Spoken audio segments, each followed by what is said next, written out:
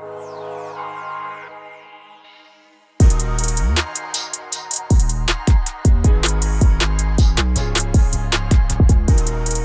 Jordan. What's up, Michael? How you doing? Dude, I'm great. How are you? Brother, I was saving this for the pod.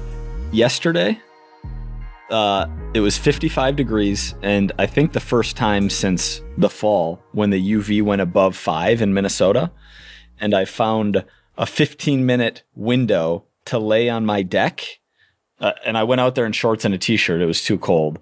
Wind's blowing real hard, so I'm wearing sweats. I'm literally wearing a sweatshirt and sweatpants, and I went and laid down on my deck for 15 minutes, just got sun on my face, and then it started to get a little warmer. I pulled my shirt up, got 4 minutes of UV on my body, just trying to maximize exposure to the sun. And I woke up this morning feeling like a cloud has been lifted on my life, like a dark cloud has been lifted. I feel like a new person. And unfortunately, I'm going to have to be a snowbird. I'm only 38 years old, so I'm not sure how to figure this out, but I can't do these northern winters any longer. They are eroding my soul, and I'm going to have to try and find a way to split time between the south and the north. Dude, I love that. And it was literally, the cloud was lifted off of Minnesota. You got direct vitamin D sunlight. Dude, go to Florida, man, or come to Texas. I know you prefer the beach. You know, you like the sand in your toes. You like that. Yeah. Go to the beach, man. Go to Florida. What months would you go? Like November or December through April or something? Well, it's very hard because I want this to be a lifelong plan. And yeah, those months from a weather perspective would be ideal, like in November to April. However, with a family, it's not practical. And with if you homeschool, it is.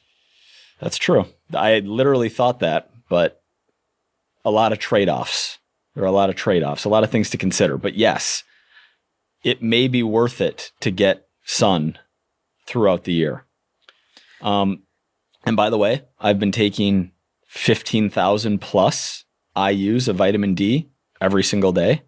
And yeah, it's not the same. It's nowhere near. It's not. Wait, you take 15,000 a day? Yeah. Wow. Yeah. Yeah, dude, it's different. It's different when you get outside and actually get the sun, because it's not just the vitamin D. It's everything that comes with it. Like the vitamin D obviously plays a role, but I think it's more than just that. It's like there are so many other factors that I don't even know how to articulate that come into it. Yeah, I mean, increase in serotonin, but I don't know what the duration of the serotonin increase from sun exposure is. I don't know if it's just acute or if there's like a half-life to the increase that you feel, and I don't know. But here's what I do know. No, but I'm outside all winter. I'm shoveling snow. I'm going on walks outside. I'm outside in the sun all winter. It's literally the UV creeping above a certain point that has absolutely changed my life. Yeah. So that's a PSA. One of my neighbors, there's a lot of people around me who homeschool. One of my neighbors, his son is in homeschool, and his son and his daughter. Mm-hmm. His son has gone back and forth between regular school and homeschool because he was like, I want to try regular school. So he goes to regular school, then he goes to homeschool. And I was talking to his son recently. I was like, which one do you prefer? And he was saying he prefers homeschool. And he was saying he prefers it for a number of reasons, but with regular school, and he's not in high school, he's in middle school, but he's smart. He can articulate himself super well. And I was having a conversation. He was basically just like, yeah, man, there's so much time wasted at regular school. Of course. Whereas at home, I could get the same thing done in a brief amount of time, and there's so many other things we can do. And he's like, and I can see my friends elsewhere. And whether it's through sports or extracurricular activities, I thought it was because I've never heard it from a kid's perspective. I've only ever heard it from the adult's perspective. And obviously, I think it does depend on the kids. But I was really respecting my neighbors. Like, yeah, you get the choice. You can choose. You want to do homeschool, you want to do regular school, and you can try both and see which one you prefer. I thought it was awesome. I love that. Yeah, there are so many benefits to homeschooling, and so many. I don't just want to sit here and rag on the public school system or the way that we as a country have set up our public schools, but there are many things that I pretty strongly disagree with. The weight of the subject matter being one of them, the lack of movement in a day, right? Like, sitting down in a desk, barely any playtime, even at young ages, which is necessary for kids, for everyone really. And what was the other one? Oh, the early wake ups are not good. Like, terrible. Yeah. Terrible for kids. I mean, for everyone, but we all just accept especially for kids. We accept it as normal, but when I was in middle school, which started in 5th grade, our day started at 7:50. So I was crazy. A 10, 11-year-old who had to wake up at 6:30, 6. I think the bus came at, like 6:55. But you were doing homework until late too. Like, that's another issue is like, at what point do you get any balance? Like, the amount of homework that a lot of these kids get, that it's like they spend all day at school, then you give them hours of homework at night. So it's like, when do they get to have a relaxing dinner with their family where they're not stressed about work? It's like, it's a big, so they end up spending, like you were saying, all day sitting. And all day sitting, not moving, not getting blood flow, and sleep deprived. I mean, even if you're getting them to go to bed at a reasonable hour, which isn't the easiest thing in the world, kids need more sleep. I think I'll throw this, and I can't prove this, but sleep deprivation from the age of 5 to 18 leads to decreased growth in a child. I would say increased anxiety. That's for sure. No, but physiologically, like, the kid isn't going to grow the same way as if they got proper sleep over those. Oh, interesting. That's a real, I can't prove this, but. And I'm unbelievably confident in it. I'm unbelievably confident with no science. So take that for whatever it is. It's worth. Yep. That nutrition and not being sleep deprived. So if you compare, like, proper nutrition versus micronutrient deficiency, and you compare getting enough sleep versus being sleep deprived over that 13-year window, which includes puberty, impacts how tall a kid ends up being. Nutrition, I can definitely get on board with, and I feel like there's a lot of research around that. Sleep, I'd have to look at the science. I don't know if I can jump on that one yet. Here's the thing. There's no science. There's no RCTs on this. Yeah, fine. Go look at population-wide data, which the whole evidence-based community used to shit on, unless it serves their purpose. And they're like, right? Yep, that's exactly right. I know it's right. Got me pissed again. Anyway. Fucking mad. It's an I can't prove this, but. So, we'll see. But I need, that's you need to go to Florida. You need to get to Florida immediately. Actually, well, just for the winter months. Yeah. Get your whole family, get the whole clan, go to Florida. Everybody, y'all go. I've been trying. I need to try harder. I've got a few more entertaining things on this list. I'm starting today's pull day off with a single arm, half kneeling lat pull. And you love that one. I do. I really like that movement. I'm at the double pulley that's where they're not close together. So there's the seated cable row, the lat pull down, like a tricep push down, and then the fourth one, and then it connects. There's no pull-up bar in the middle on this. So maybe it's not even connected, but then, 12 feet to the side, there's another one of those exact same setups. So you're in a position where you could do a cable fly. Are you understanding where I am? Yeah. Cool. I'm doing reps. If you're watching on video, I'm imitating my half kneeling lat pull. This mid set, this foot comes into my field of vision. I'm like, I don't know, 6 inches, 8 inches away from getting kicked in the head. I was like, whoa. And then I look left into the mirror to see, and someone's doing a glute kickback, which you and I talked about recently. I said I think it's a little overrated, and I actually think it's probably properly rated in terms of mechanics and muscle building, but not in terms of gym. Obviously, not on the same dual cable machine while you're fucking in the middle of a set, or just angle to the side. Yeah, just turn to the other side. Yeah, I almost took a foot to the head. Did you say anything? No, I just repositioned, and then I went to a different cable. Well, there was another cable that was open. All right, that's like when you're standing at a urinal and there's like a whole line of urinals and you're peeing and a dude comes and stands right next to you and pees right next to you. It's like there's so many other urinals. Go use it. Don't stand right next to me. That's completely inappropriate. If there's another cable open, don't go and use one that's already being used. Go to the other cable. I agree with you. I'm just not in the business of like lecturing what could be a beginner in the gym. And I'm just like, all right. We need to get you in that business. Hey, I'm here.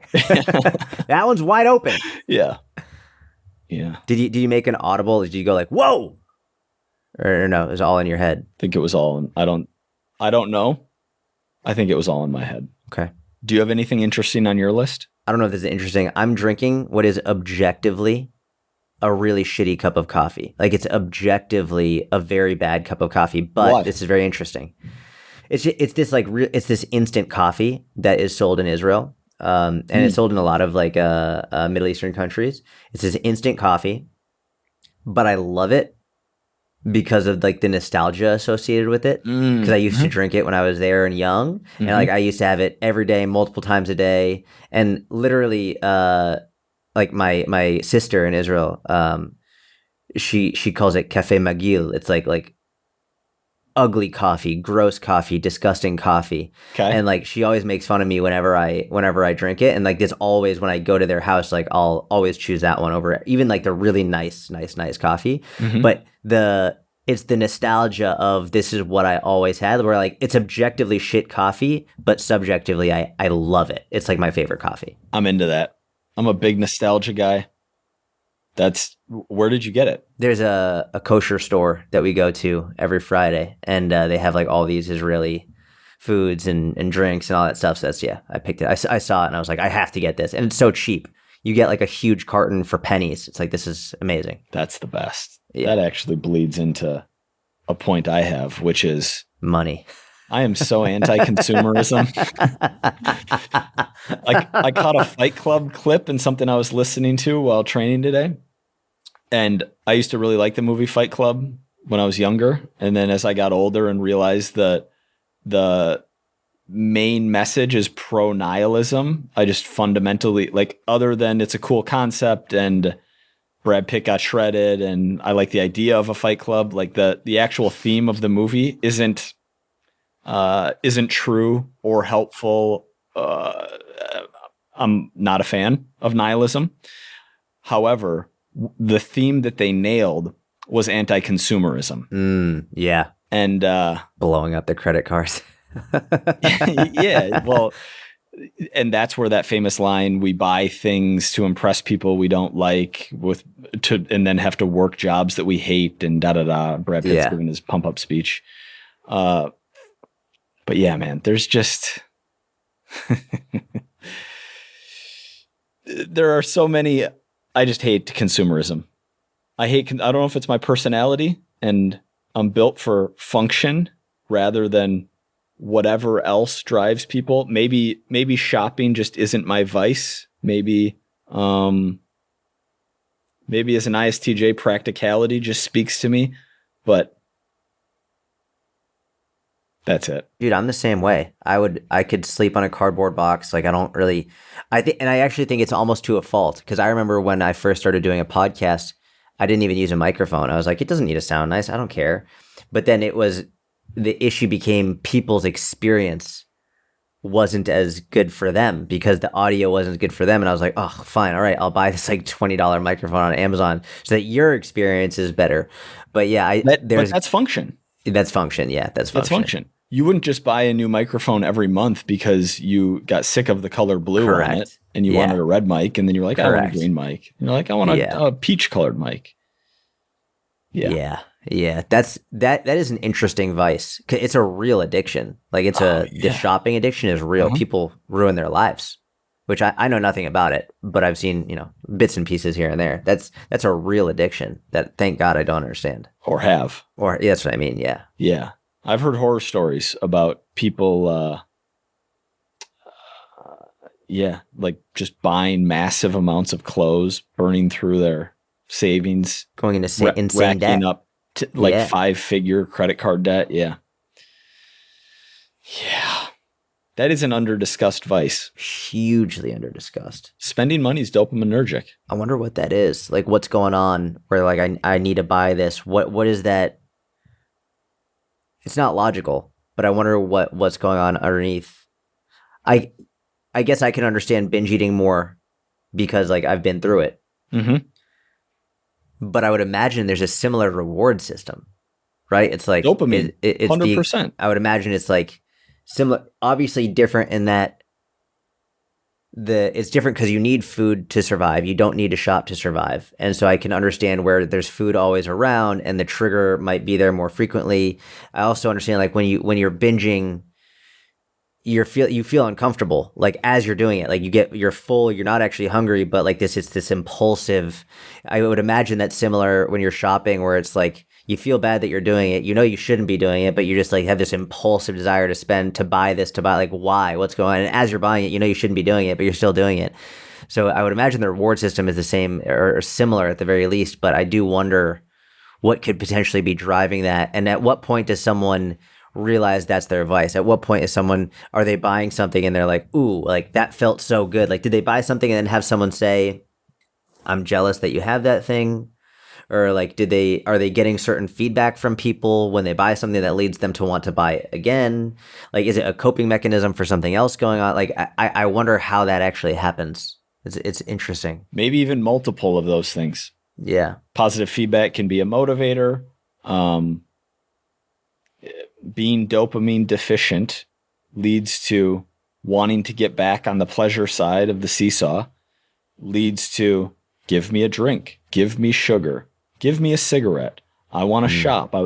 There are so many things that can get us there instantaneously. I think I'm lucky because when I buy something, when I spend money, I hate myself.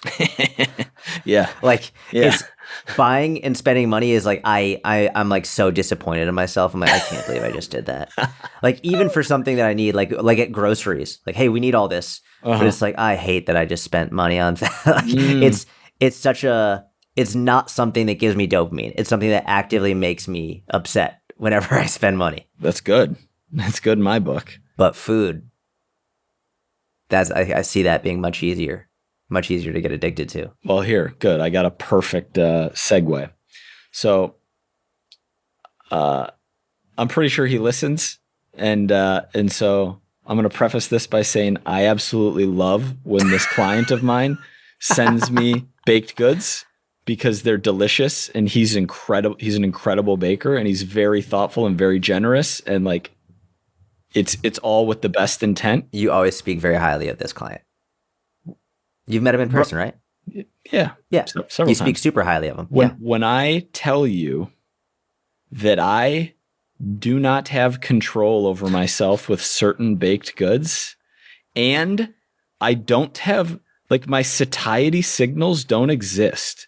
With M&M cookies, I don't have satiety signals. Yeah. With an apple crumb cake, I don't have any satiety signals until I'm at the point where I'm physiologically ill. Yeah, like sick. You're actually sick. Like doubled over, laying in bed, like groaning, sick. Yeah. However, so much saturated fat just took.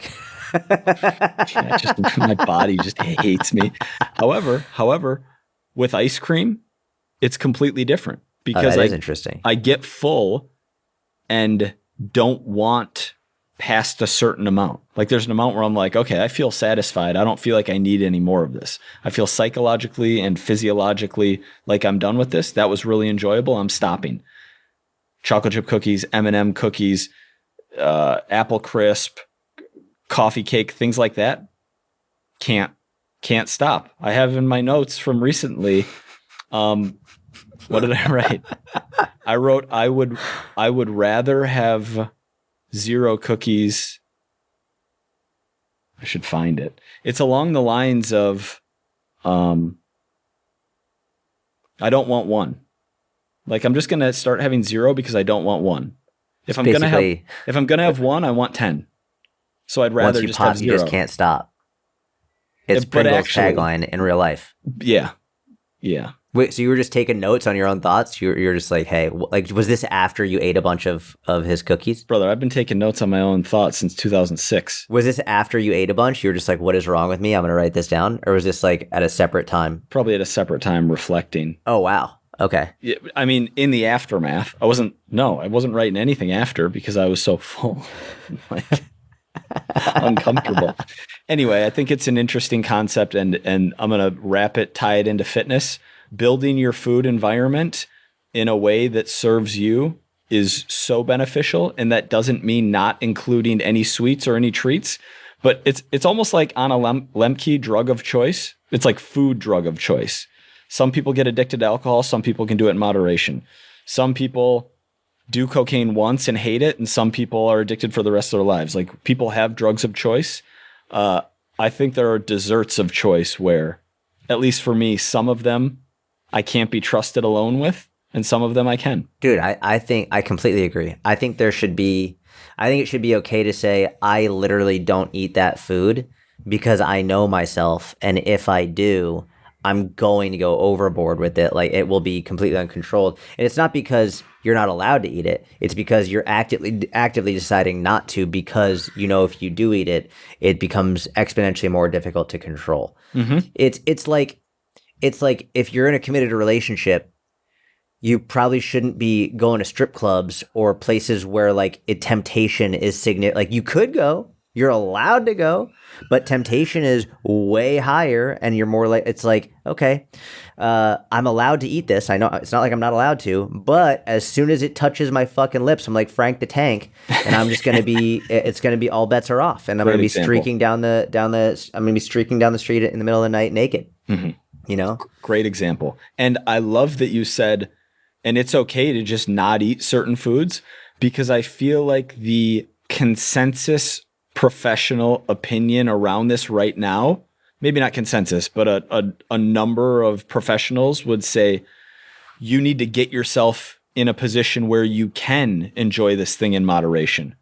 It's like, why do I need to do that? I think that would be a good ultimate goal, but I don't think you, number one, need to, but I do think logically, I would love to be able. M&M cookies for me. I have a client who sends me M&M cookies too. I feel like we're in a support group. I have a client that does that too. Literally all-time favorite dessert. M&M cookies. They're incredible. These squares. They're crunchy on the outside, soft and gooey on the inside, with the crunch from the M&Ms or peanut M&Ms. Just stupid good. Stupid good. My ultimate goal would be, I'd love to be able to have half of one or one and be satisfied, but I'm not there. Just so I'm aware of where I am realistically, so that means I'm just not going to eat it. I would love to get to a point where I could do that, but I'm not there. So just logically, I'm just not going to eat it unless I'm ready to fucking go all in and Frank the Tank it. So here's the thing. If I were to make that a goal, I could do it tomorrow.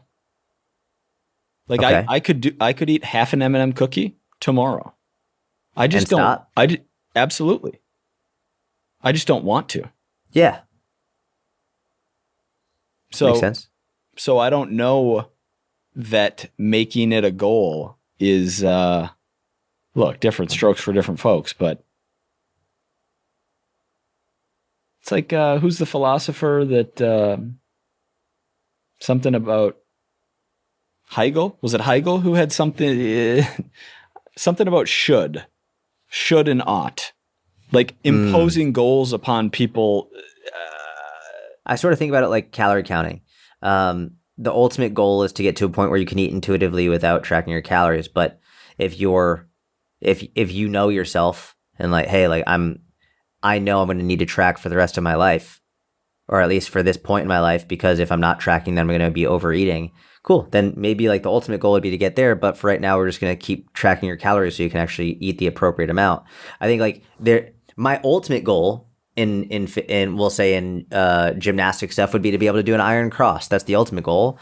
I doubt I'll ever get there. I think that would be like the ultimate goal. So for now, I'll do what I can do and what I ought to do, but it doesn't mean I'm ever going to actually reach that ultimate goal. I think almost like picking these goals that are potentially even beyond your reach, or maybe even beyond your desire, is a way to help you shoot forward. I think it also depends on the person. Some people, you make a goal that's too extreme and it just demotivates them immediately. But why would you pick a goal that you don't desire? Because that might be objectively the best option for you. Even if like you don't want it, it's like, I know this is what's best for me. Interesting.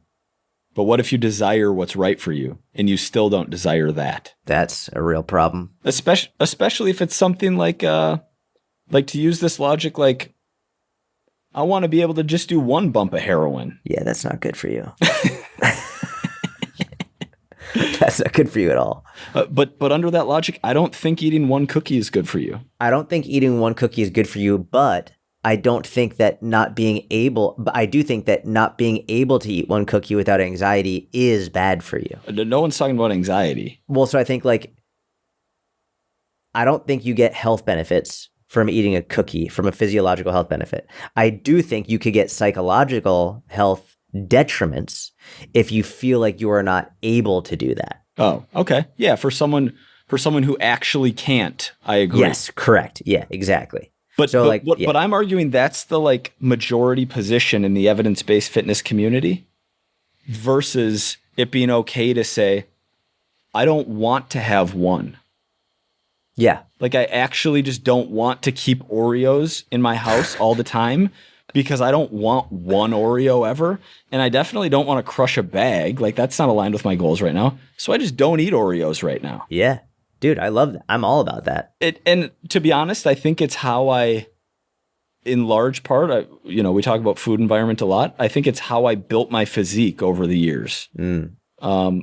Is if we're thinking of places where you can make one or two or three decisions that pull huge levers, setting up a proper food environment and not keeping bingeable foods around is a huge one. Dude, I completely agree. I know, again, I'm not going to name any names. I know of a coach who was saying that she was helping people with binge eating. And these people came to me and multiple people told me about it, where they would say, and a lot of people in the fitness industry struggle with binging, especially around competitors, like bodybuilders, physique competitors, they struggle with binging. And a lot of them struggle with binging around higher fat foods like peanut butter.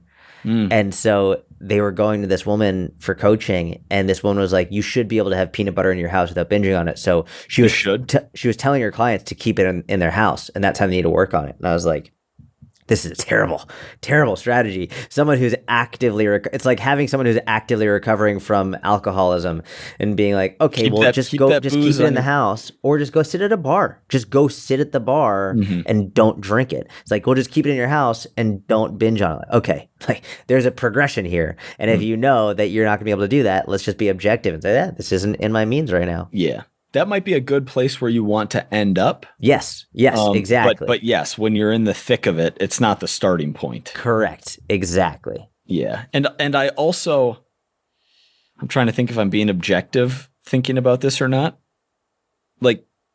Yes, peanut butter is bingeable, but it also has, there are mild health benefits. I almost want to call it almond butter instead of peanut butter, but there are mild health benefits to that food, whereas there are physiological, whereas there are none to an M&M cookie. Yeah. I always found it interesting that a lot of these people who diet down super, super lean end up really wanting these super high fat foods. It's actually behaviorally and evolutionarily, it makes all the sense in the world. Because if you're not dieted down super lean, you don't want to be eating tons of peanut butter. That sounds gross. Disgusting. Yeah. But if you're shredded and you've been restricting these higher fat food like peanut butter, eating a whole jar. It sounds weird to someone who hasn't done it, but someone who's been shredded is like, I'll eat the whole fucking jar of peanut butter. That is a physiological, evolutionary response to you being like, I need more fat, literally. That's an incredible point. That is a very astute point, Jordan. Well done. You remember that brand peanut butter company? It had a monkey on the... Oh, yeah, dude. So, yeah. Oh, my gosh, yeah. When I was at one of my most shredded points, 2014, I remember eating a whole thing of the vanilla. Yeah. That stuff was so good. Unbelievable. I mean, those, in fairness, they were only 12 servings per, so it was probably 190, 2,200 cals only. But only, it wasn't a 36 serving big thing of Jif where you're putting I don't know, like 7,000 calories down in a sitting. Yeah. That was. But I mean, for me, that would be over my maintenance for the day, just that jar. Of course, but if we're talking real binge, not like, oh my gosh, I binged, I ate a bag of chips, like actual, 5, 6, 7, 8,000 calorie. Yeah.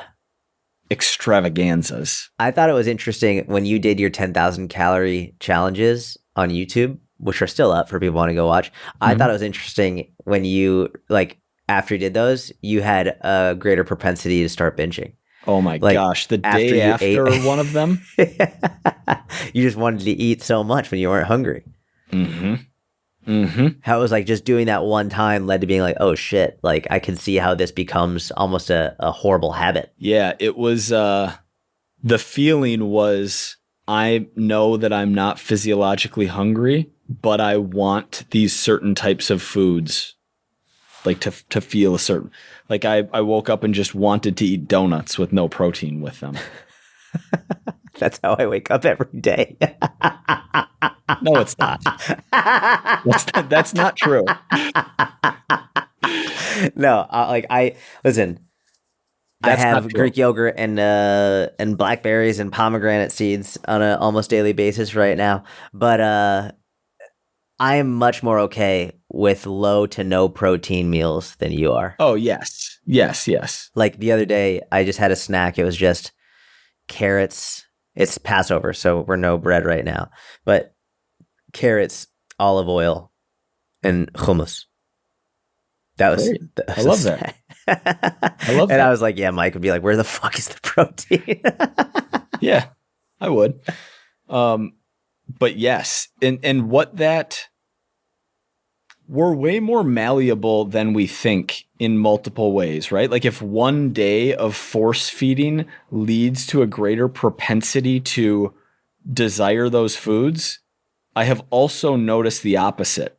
Like a day or two or three of saying no to things and eating sufficient fruits and vegetables and like healthier foods also makes you more likely to want those foods. So it doesn't just work to the bad side. It also works to the good, which is really, really good to know that your current desires, whether it's around food or anything in life, can be changed by your behavior. It's a great point. But it's not easy to change your behavior when you're not, when you're wanting to eat the crap. It's hard to sit down and eat whatever, a sweet potato and fish and some broccoli and not finish it off with a dessert. But the more you do that, the more normal that's going to be and the more you're going to want those types of foods. I was listening to this rabbi. He's awesome. Might have been Rabbi Shais.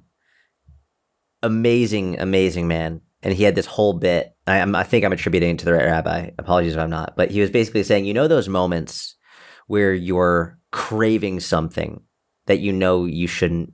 It could be a thing or an action. You're craving something that you want or craving something to do, and you know you shouldn't do it for any number of reasons. In that moment, you're closest to God. Like you get to decide what you do there. It's like this is a moment in which you're very, very close. Like you're having conversations with yourself. Should I do this? Should I not do this? And it's like it's an opportunity to get closer to what is spiritually right, to get closer to God. We're like choosing the right thing. And that for me has actually been in those moments of, he gave another example. I'll frame it this way. You see a parent walking with a child out of a grocery store and, the parent is like holding the child's hand, but like tugging the kid along, like angrily. The parent is obviously upset with the child, gets in the car, and the parent turns around and starts yelling at the kid. And then you're in the car right next to them, but the parent doesn't know that you're there. And soon, eventually the parent looks into the window and sees that you're watching. And all of a sudden, everything changes. Oh, you're more calm. You're not yelling at the kid. It's like when you think no one is watching, it's easier to act in a certain way, but you know what the right thing to do is. You know the right way to act. You're just not doing it because you think no one is watching. And so it's in those moments where you realize, like, whatever anyone's belief is, I'm just saying what the rabbi was saying is like that if you know God is watching and you're in these moments, it's an amazing opportunity for you to get closer to your God or to whatever you believe. To God. Yeah. We're not going Correct. moral relativism here on the Personal Training Podcast. It's a great point. It's a great point. There's also yet through temptation, you know, I've seen many people want to have their temptations lifted or pray to have their temptations removed, and some of the wisdom and responses I've heard is along the lines of, if your temptations were to be removed, like you are saying, that takes away an opportunity to get closer to God. Yeah. Yep. It takes away an opportunity for you to do the right thing. It takes away an opportunity for you to have faith in him and do what is right in that moment. Yep. Yeah. And you'll be presented with opportunities to display that you have control over these temptations. Like, you don't know if the temptations have been, like, you might think, okay, I want to remove all these temptations, but it's not that you want the temptations removed. It's that you want the ability to not give in to those temptations. And the only way to prove that is through being presented with those opportunities. Yes. It's like, okay, God, make me brave. What do you think's going to happen? You're going to be given things that make you fearful. Correct. So that you have the opportunity to act brave, to act with courage. Yeah. Make me an honest man, please. Okay, here's an easy opportunity to lie right here. Yeah. Right? It's not just going to remove all the opportunities. Things are going to get harder, not easier. Correct. Yeah, that's exactly right. That's what I got. Should we fire up some questions? Did I notice a difference in questions in anonymous versus regular? Did you? I honestly didn't really notice a difference in the anonymous versus, like, there are people who will say pretty wild shit, not anonymously. I didn't actually get really that wild stuff in the anonymous one. Yeah. So the only bad part with the anonymous one is I couldn't reply to people directly, because the people who are sending really nice messages, I always like to reply to them individually, and I couldn't do it, which sucked. So I'm glad that my Q&A got fixed so I can actually reply to those people. But I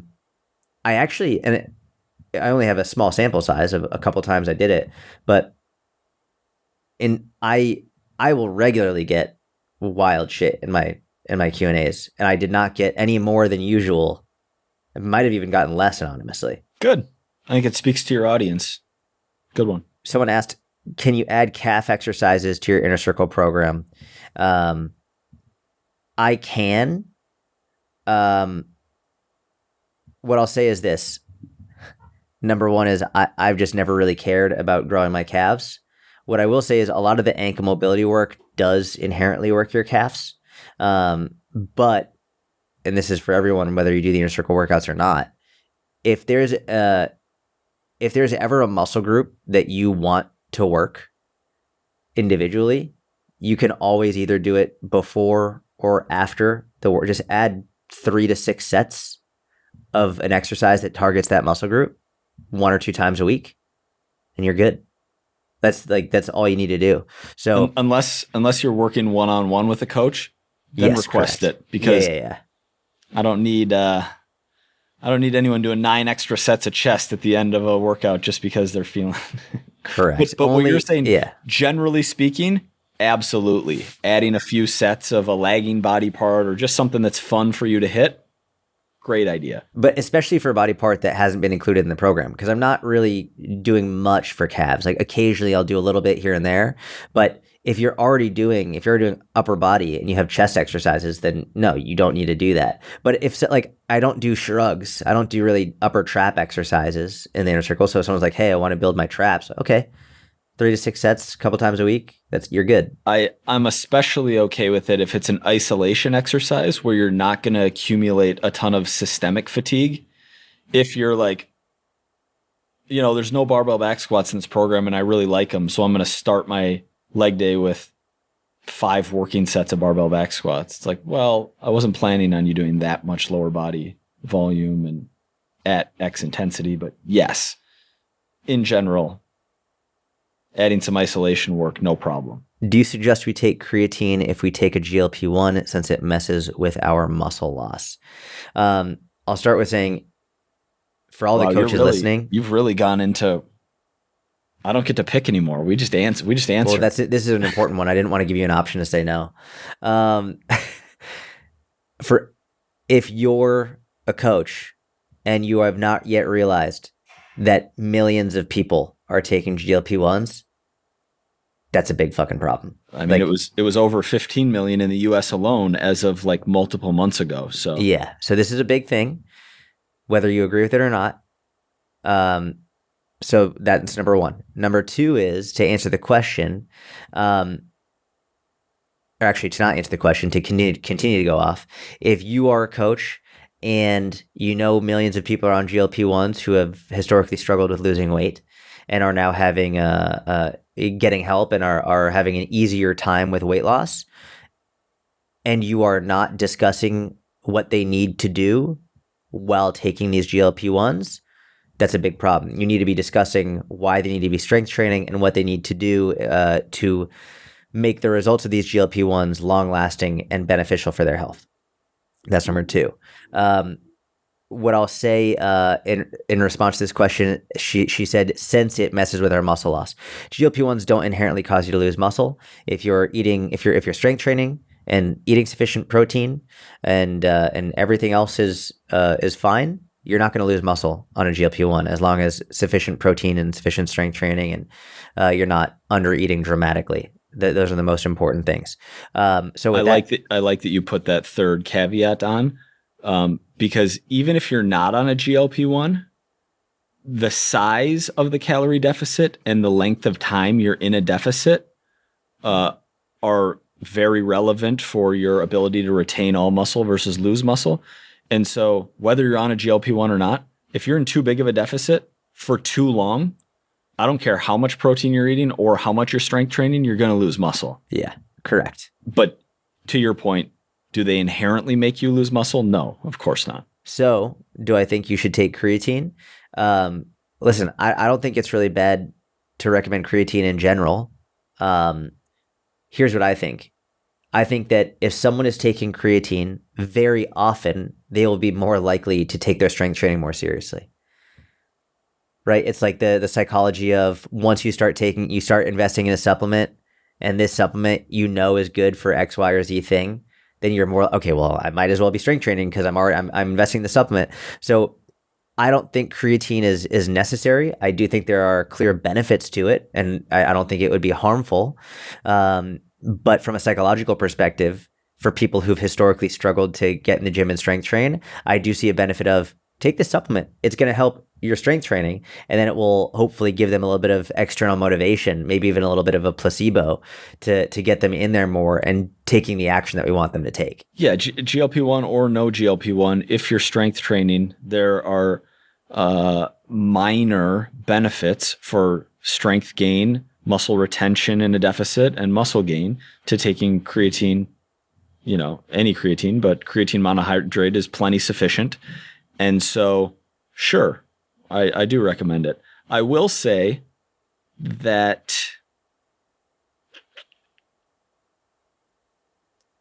I'll leave it at that. Okay. I won't leave it at that. I think that the average person who takes, and you know what? This is going to piss people off, and that's okay. I think the average person who takes a GLP-1 is going to be less likely to strength train than someone who is trying to lose weight and isn't taking a GLP-1 until the person taking the GLP-1 realizes that the person taking the GLP-1 and not lifting realizes like, okay, the scale's going down, but I'm actually not liking the way my body is transforming. I think that's the catalyst for them to take their strength training more seriously.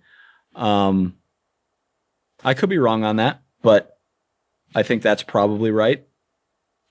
I actually had a fifth funny thing that I left out, but now it's relevant, which is a friend of a friend, distant person in my life. The person who's like the connection between us just said like, hey, should this person be taking creatine? They've, read it's super popular and whatever. But they've never lifted and they don't plan on lifting, but they're just taking it because apparently creatine's like going to make everything in their life better. That's what people are promoting it as. Yeah. People are promoting it as this like wonder supplement that everyone needs to be taking. Which I think is is almost certainly why it has skyrocketed in popularity. What is your number one favorite protein source? I don't have a favorite. Cool. I could name 5, but I can't name one. Name 5. Chicken breast, whole egg, because that gives me egg white and egg yolk if I just want to have the yolk. If I just want to have the whites. And I know it's very trendy to just be a whole egg person these days. But a whole egg is primarily fat. It isn't primarily protein, right? There's 5 grams of fat in a whole egg and 70 calories, 5, 9, 45. You're getting more than half fat. Yes, there's tons of micronutrients in the egg. Yes, I eat the egg. Yes, everyone should eat the egg. But the people who are like, don't eat egg whites, that's a bad protein. Like, no, it's not. Egg whites are straight protein. It's an OG bodybuilder food. Whether you want whole eggs or egg whites, make it fit your day, hit your protein, your calories, etc. Number 3, ground beef. It's a staple. I guess we'll just say cow for number 3. That gives me more than just one cut of protein. Number 4 is salmon. And number 5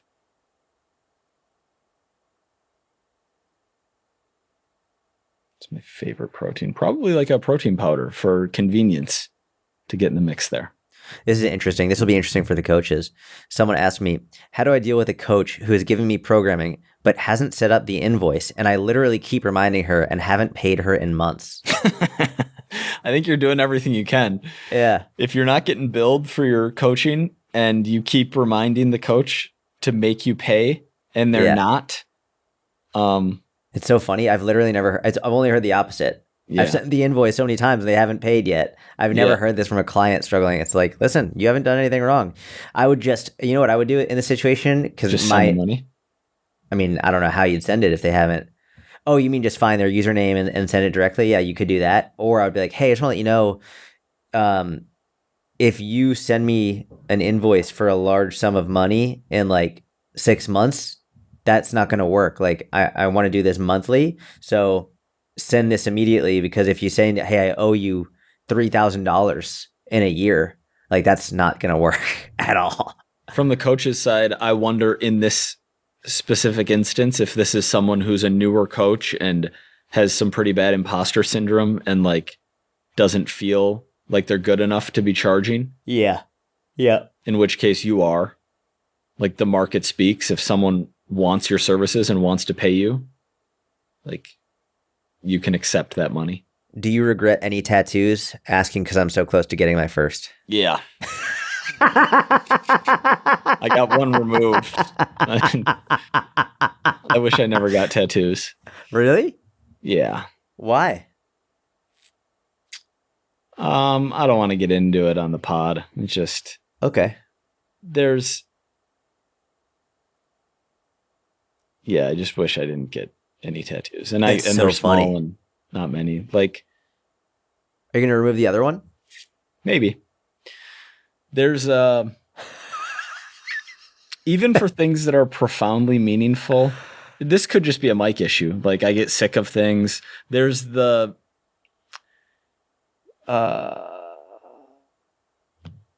meaning, the things, what something means to you changes over time, and exposure to the same thing repeatedly for the rest of your life, it's not going to mean the same thing as when you originally got it. So if the reason you're getting something is for its meaning, understand that that's going to change. I remember in 3rd grade, I wanted to get a yin yang tattoo. I'm really glad I didn't. I also wanted to get that, that S that you could make like with the 6 lines. I sure do. I wanted that tattooed as well. I'm really glad. I'm really glad third graders aren't allowed to get tattoos because I really wanted that. They should increase. I don't think 18-year-olds should be able to get tattoos. Oh man, well if they did that, then 18-year-olds definitely shouldn't be allowed to join the military. That's where my thought goes. If they can't get tattoos, here's what I think. If you can't do something, you can't be in the military. That's where my brain goes. It's just not fair. Maybe that's right.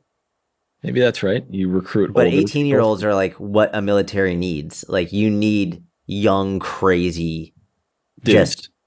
Yeah, you just need young, crazy dudes to like. That's what a military needs. That's what a military thrives on. Yeah, or at least up until this point in human history, it has. Who knows with AI? Yeah, dude. What level or how much that is going to change? Dude, so crazy. Especially like with drones. It's like the human aspect of it is. I don't think it'll ever go away because humans will always be affected by it. But the foot soldier or the special operations soldiers or infantry or whatever, like the operators, man, you need some crazy fucking people. You need some like Tim Kennedy style people who are just absolutely insane, who are like, I'm really glad that they're the ones protecting us because, you know. Absolutely. And when you meet one of them in person, you're like, oh, yeah, okay. This makes sense. This makes total sense that you're the one who's doing that because sure as shit, I couldn't do it. Do you regret any of your tattoos? Yeah. No, I don't regret them. I do. Here's the way I think about it. The artwork that I got on the one when I was 17, I used a fake ID to get it. I didn't have a lot of money. I used a fake ID. I used Evan Biller's ID to go to a place in New Hampshire to get it. And my buddies David and Tucker came with me, and they both said that they were also going to get one, and then they didn't. I was the only one that got it. Were they also 17? Yeah. Or were they okay? No, Tucker was either, because Tucker's birthday is in February. He was either 18. He was either almost 18 or not. So he was very close. David is younger than me, so he was definitely 17 as well. Okay. But this place in New Hampshire is like they didn't even need my ID. They were going to do it anyway. I got the name of this place from a janitor at my high school. Okay. Bruce. Cool. Love Bruce. Awesome dude. I was like, Bruce, where'd you get your tattoos? He's like, this place in New Hampshire. I was like, do you think they'll give me a tattoo? He's like, yeah, you should bring a fake ID, but you can go get it. I'm going to ask you another question because I think I know the answer. Do you regret anything in life? I regret not getting an email list when I was told to get an email list. Okay. That's like the one major business regret because I missed out on a lot. But, that's, to be fair, I really don't regret much. Like that's what I say now, like, because that is like my way of encouraging people to get their email list very quickly. But there isn't really much that I regret. Sometimes there are things that I regret in terms of how I handled a situation. Maybe I shouldn't have been so hard on somebody or like that. I'll regret that type of a thing. But there isn't many things that directly affect me that I regret. It's usually if it directly impacted somebody else that I'll regret it. Okay. For me, it just makes a good story. Like this is a good story. Bruce gave me the tattoo shop name. I drove my buddies. I got this tattoo. I would prefer the artwork to be better. I would like it if it was better artwork. But at this point, it's also part of the story, right? It's like whatever. Like I'm very much just like a whatever. Like it's okay. It's not that big of a deal for me. But I would, if I'm like objectively, I would love it if the artwork was better. But also whatever. Like it's not a big deal. Got it. So you can't you can't rewrite the past. Everything can't be perfect. So you're not even gonna. Yeah. Yeah. Exactly. I feel like, and I have done this many, many times, which is taken what I think is I don't know if it's popular or if I learned it through imitation of others, but just saying I don't regret anything when I think there probably are things. I don't know. Do you feel like it's cool to say you don't have regrets? Not you, but like. anyone? No, I think it's a defense mechanism is what it is. I think saying I don't have any regrets is a way just to be like, these are the choices I made. I wouldn't be where I am right now if I hadn't made those choices. When objectively speaking, there are things that you could have done that were wrong, like ways that I handled certain situations that objectively wrong. I should have handled it better, and I regret that it negatively impacted somebody else. For me, I can deal with shit that I imposed on myself. That's fine. But when it impacts somebody else, that's when I really regret it. So I think it's mostly a defense mechanism for people. That's astute. 2 astutes in 1 pod. That's a high praise. Did I say astute before? I thought I said acute before. No, you said it was astute when I brought up the high-fat peanut butter stuff with the competitors. And I was like, oh, yeah, let's go. When I get called astute 2 times in a pod, that's good. Is it, or do I just have a low verbal IQ? Well, you just really ruined that compliment. Is it a good compliment, or do I just suck?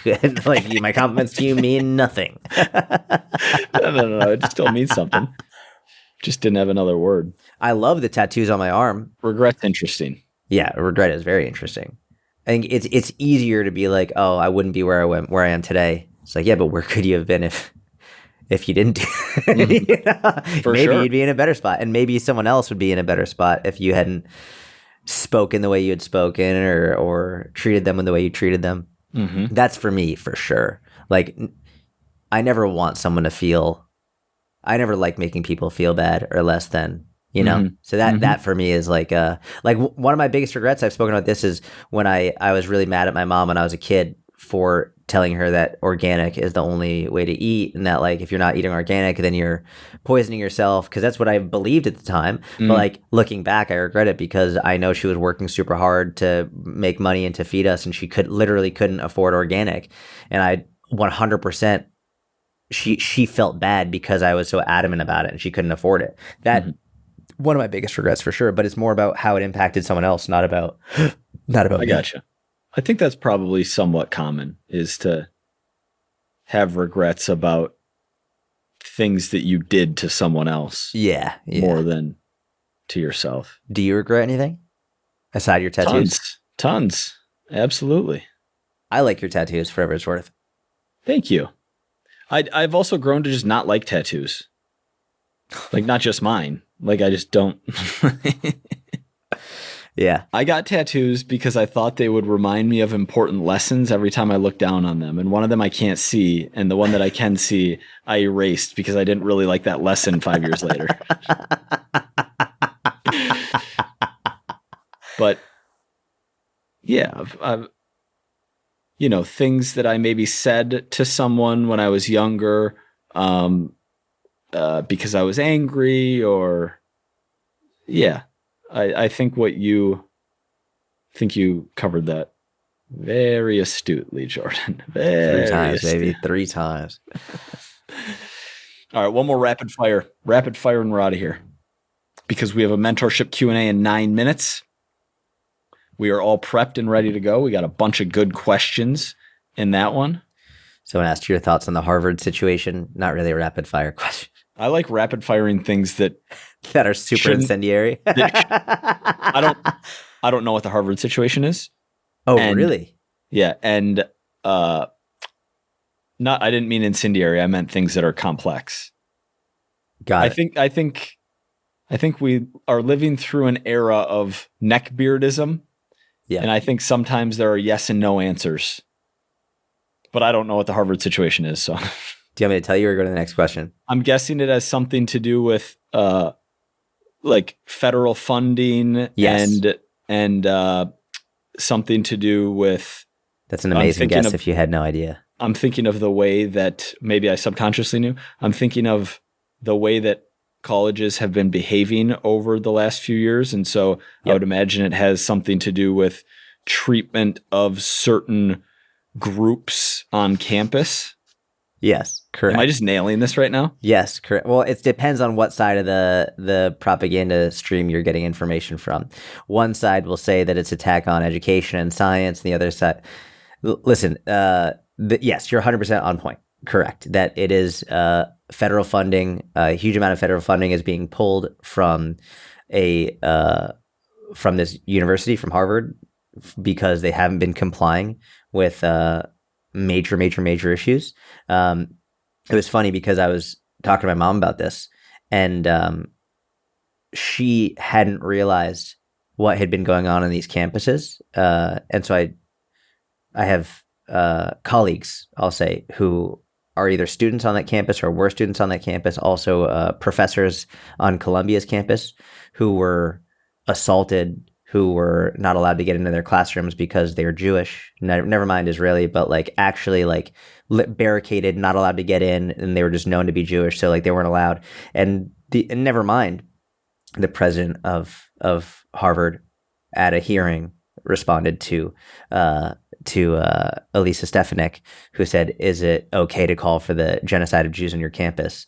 And the president said, "It depends on the context." It's like, imagine saying that about any other group. Like, is it okay to call for the genocide of blacks? Is it okay to call for the genocide of Asians? Is it okay? Like, the answer would never be, it depends on the context. The answer would be no, unequivocally, it's not okay.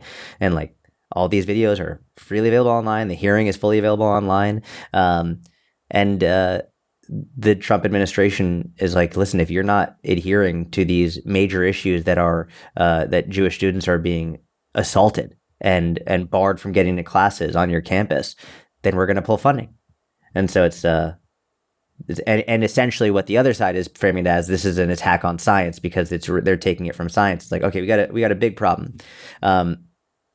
Number one is this isn't the first time in history an administration has removed public funding from a school. If a school has when a school was not adhering to discrimination laws, like so when they were still segregating when they shouldn't be segregating, the government removed federal funding. When they weren't properly going after those who were committing sexual assaults and sexual violence, they pulled federal funding. So now that it's mainly anti-Semitic attacks, they're pulling federal funding. And so this isn't the first time. This isn't unprecedented, and this isn't about science. This is about not adhering to and not allowing for the safety of an entire group of people on your campus. So yeah, there's a huge amount, and not to mention, I think it's interesting when you look at how much money this school has, which is like worth $56 billion.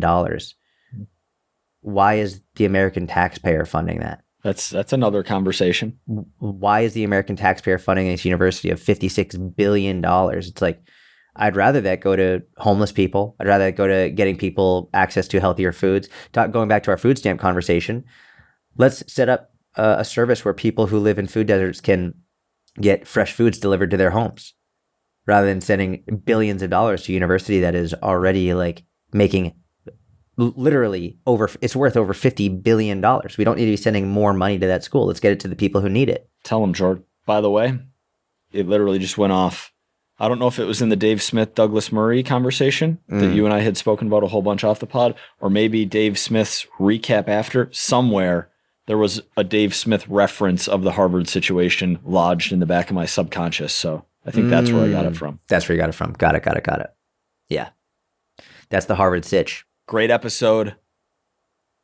Sign us off, Jordan. Thank you, everyone, for listening. We hope you appreciate and enjoy the podcast. If you do, please leave a 5-star review wherever you're listening, whether it's on iTunes, whether it's on Spotify. If you're watching on YouTube, please give it a thumbs up. Subscribe to the channel if you don't already. Have a wonderful, wonderful week. Talk to you soon. Keep pounding that creatine, too. See ya.